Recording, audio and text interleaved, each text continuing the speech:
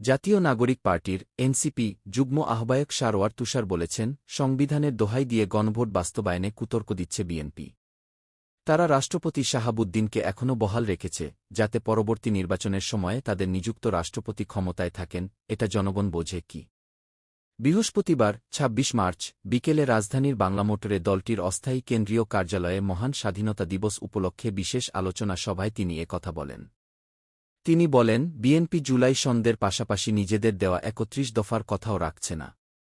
ক্ষমতায় বসে বিভিন্ন প্রতিষ্ঠানে প্রশাসক বসাচ্ছে বিএনপি, স্থানীয় সরকার নির্বাচনের আগে পুরো প্রশাসন দখল করে নিচ্ছে তারা।